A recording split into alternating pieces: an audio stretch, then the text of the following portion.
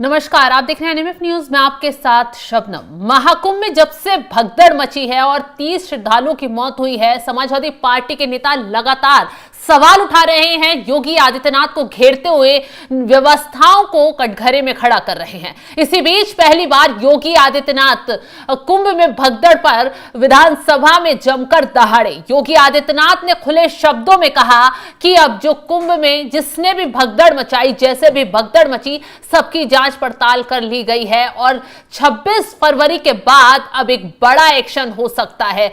जिस तरीके से योगी आदित्यनाथ ने विधानसभा में खड़े होकर भरे शब्दों में चेतावनी दी और कहा कि जिसने भी हरकत की होगी वो उसे बख्शा या छोड़ा नहीं जाएगा। तो क्या कुछ कहा योगी आदित्यनाथ ने, पहले आपको सुनवाते हैं। महोदय, मैं विनम्रता से कहूंगा कि महाकुंभ पे राजनीति न करें, अपनी बात को रखें शालीनता के साथ, मर्यादा के साथ। लेकिन जो लोग जीवित हैं, अपने परिवार के साथ मिल रहे हैं, उनको मृतक मत बताइए। और पांडे जी, आप तो इतने बुजुर्ग हैं, इतने वरिष्ठ हैं। हमारे यहां तीर्थ यात्राएं होती थी, लोग जाते थे, बड़े श्रद्धा के साथ जाते थे।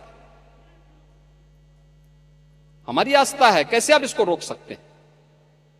लेकिन उनको बदनाम मत करिए, उनकी श्रद्धा के साथ खिलवाड़ मत करिए। मैं तो तेलंगाना का भी उदाहरण आपको दे दिया, उत्तर प्रदेश का मैंने दिया, गोरखपुर का मैंने दिया, प्रयागराज का मैंने दिया।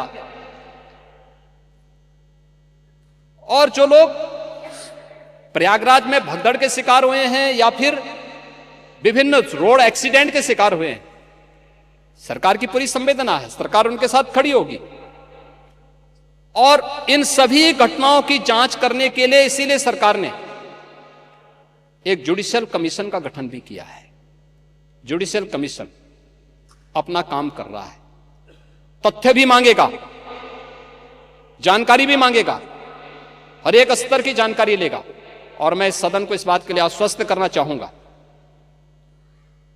इस बात के लिए आश्वस्त करूंगा कि प्रयागराज भगदड़ का कोई गुनाहगार होगा तो बख्शा भी नहीं जाएगा।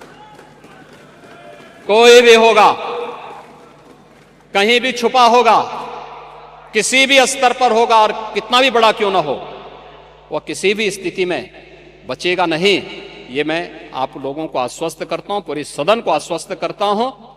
लेकिन मैं आपसे इस बात में विनम्र अपील भी करूंगा, आयोजन किसी पार्टी का, किसी सरकार का नहीं है। सरकार ने अपनी जिम्मेदारियों का निर्वहन किया है, प्रशासन अपनी जिम्मेदारियों का निर्वहन कर रहा है। यह आयोजन समाज का है, भारत का है, सनातन धर्म का है। और सनातन धर्म को और भारत को कृपया अपने राजनीतिक स्वार्थ के लिए बदनाम मत करिए।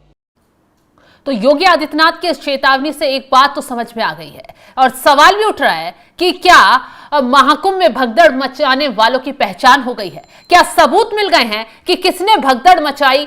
क्या साजिश के तहत भगदड़ मचवाई गई और यही साजिश कुंभ को बदनाम करने के मकसद से रची गई? और यही वजह है कि विपक्ष लगातार कुंभ को घेरते हुए सनातन धर्म पर तो सवाल उठा ही रहा है। जिस तरीके से विपक्ष ने, समाजवादी पार्टी ने कुंभ की आस्था को ठेस पहुंचाने की कोशिश की है, उससे यही कहा जा रहा है कि समाजवादी पार्टी लगातार सनातन पर प्रहार कर रही है। और योगी आदित्यनाथ ने भी खुले शब्दों में कहा है कि जिस तरीके से सनातन धर्म, गंगा, मां गंगा, भारत की आस्था, महाकुंभ के खिलाफ जो झूठ फैलाया जा रहा है, झूठे वीडियो दिखाए जा रहे हैं, उससे सिर्फ एक दो नहीं बल्कि 56 करोड़ श्रद्धालु भारत की सनातन आस्था के साथ खिलवाड़ हो रहा है। तो योगी आदित्यनाथ काफी गुस्से में विधानसभा में नजर आए और उन्होंने साफ साफ कह दिया कि अब जो भी आरोपी होगा, जो भी साजिश करता होगा, जिसने भी साजिश रची होगी, उसको छोड़ा किसी हाल में नहीं जाएगा। यह मैं पूरे सदन को आश्वस्त कर देना चाहता हूं। चेतावनी भरे लहजे में योगी आदित्यनाथ ने कहा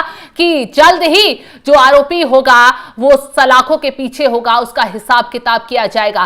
क्या अब सवाल यही है, क्या सबूत मिल गए हैं क्या भगदड़ मचाने वालों की पहचान हो गई है? क्योंकि योगी आदित्यनाथ ने, एक बात आपने देखी होगी, योगी आदित्यनाथ ने जब भगदड़ मची उसके बाद से खुद वॉर रूम में तैनात होकर पूरे कुंभ पर नजर रखी, एक एक व्यक्ति पर नजर रखी और तमाम वो बैठ के करते नजर आए। पुलिस अधिकारियों को मुस्तैदी से तैनात कर दिया और जिन पुलिस अधिकारियों की लापरवाही उन्हें फटकार भी लगाई गई। बड़े लेवल के अधिकारियों से बैठक की और खुद सीएम योगी आदित्यनाथ कुंभ में मोर्चा संभालते हुए नजर आए। तो कहीं ना कहीं ये लोगों को लग रहा होगा कि योगी आदित्यनाथ व्यवस्थाओं को और टाइट करने में लगे हुए हैं और जो कुंभ में भगदड़ मची उसको योगी आदित्यनाथ बहुत शांति से ले रहे हैं, लेकिन वो शांति से नहीं ले रहे थे, बल्कि उन्होंने कुंभ मेला सही तरीके से, पूरे व्यवस्थित तरीके से पूरा हो जाए, जो आस्था का महाकुंभ है उसमें श्रद्धालु सही तरीके से आगे भी डुबकी लगा पाए, इसलिए बहुत शांति से जांच पड़ताल को आगे बढ़ाया। और अब उन्होंने ये चेतावनी जारी कर दी है कि जब 26 फरवरी को कुंभ का आखिरी दिन होगा, समापन होगा, उसके बाद सबसे बड़ा एक्शन कुंभ में जिन लोगों ने साजिश फैलाने की कोशिश की थी उन पर लिया जाएगा। योगी आदित्यनाथ के इस बयान से विपक्ष में हड़कंप मच गया है, खासकर अखिलेश यादव परेशान हो गए हैं। वो अखिलेश यादव जो लगातार कुंभ पर सवाल उठा रहे हैं, भगदड़ में मौतों के आंकड़ों को लेकर रोज मैदान में आते हैं और योगी आदित्यनाथ पर सवाल उठाते हैं। अब योगी आदित्यनाथ ने कड़े शब्दों में चेतावनी देते हुए विधानसभा में विपक्ष की बोलती बंद कर दी है। फिलहाल जिस तरीके से योगी आदित्यनाथ ने कुंभ के आरोपियों पर जिन्होंने भगदड़ मचाने की कोशिश की, क्या आपको भी लगता है, क्या सबूत मिल चुके हैं? क्या योगी आदित्यनाथ अब जल्द ही कोई बड़ा एक्शन देने वाले हैं? कमेंट कर अपनी राय जरूर बताएं और तमाम जानकारी के लिए आप हमारे साथ जुड़े रहें। नमस्कार।